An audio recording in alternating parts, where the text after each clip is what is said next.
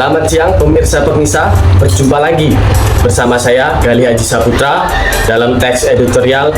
Selama beberapa menit ke depan, berbagai informasi terkini dan terpercaya saya akan menemani aktivitas permisa siang ini. Langsung saja kita simak editorial berikut.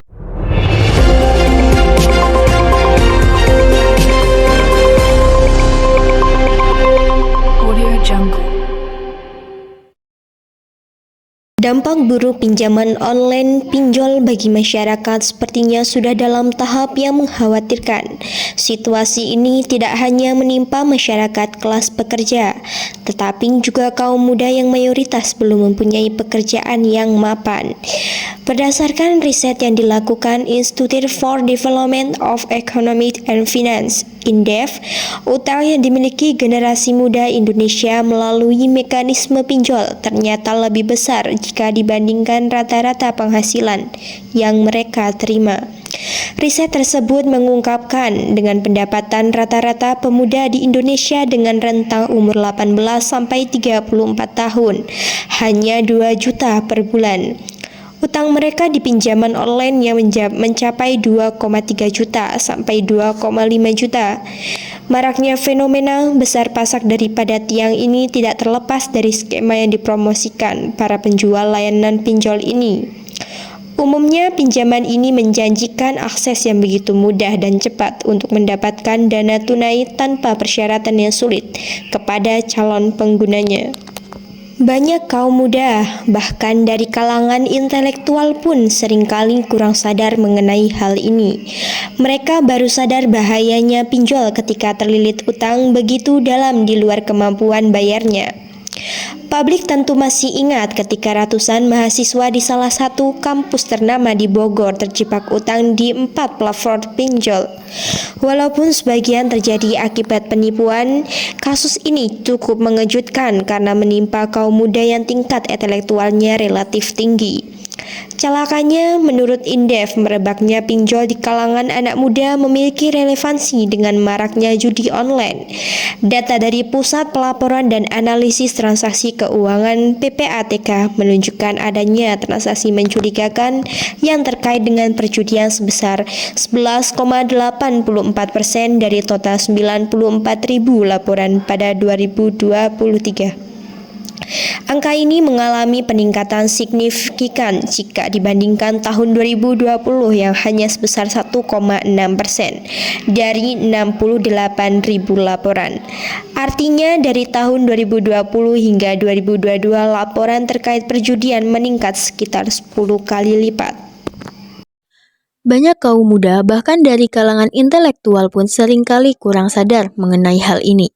Mereka baru sadar bahayanya pinjol ketika terlilit utang begitu dalam di luar kemampuan bayarnya.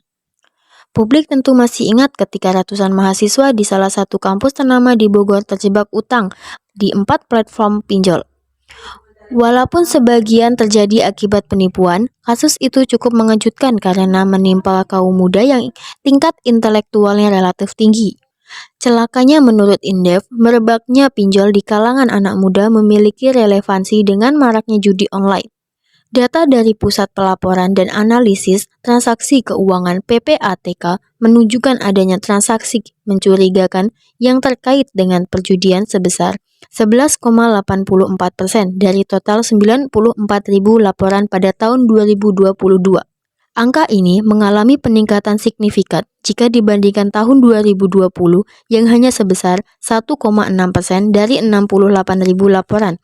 Artinya, dari tahun 2020 hingga 2022, laporan terkait perjudian meningkat sekitar 10 kali lipat.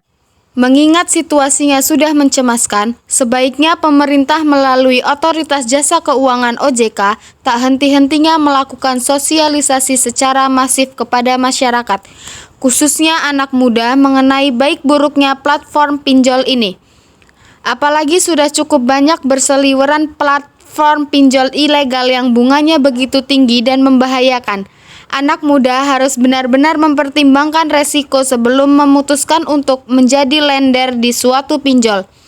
Pinjaman bisa menjadi bermanfaat apabila paham kemampuan bayar dan konsekuensinya.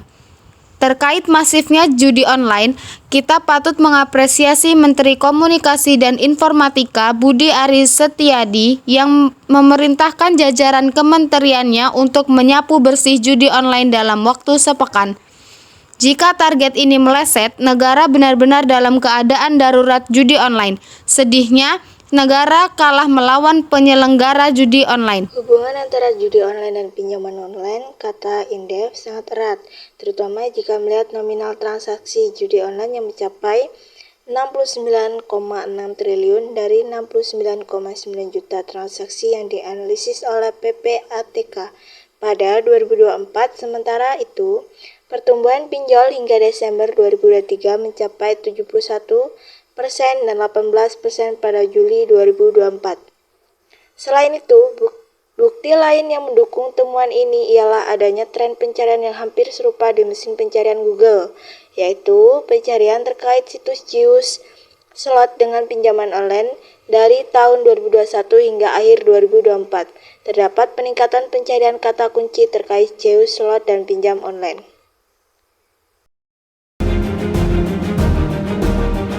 Saya mendapat teror baik telepon maupun teror WhatsApp.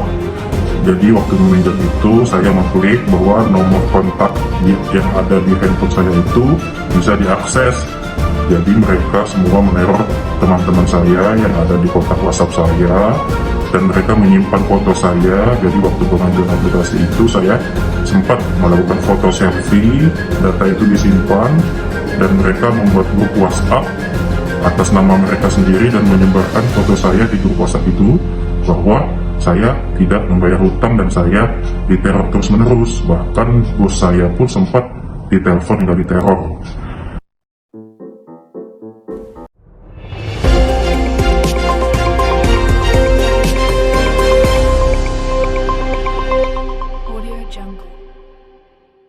Sekian cerita dari kami. Saya Gali Haji Saputra, mewakili kerabat kerja yang bertugas.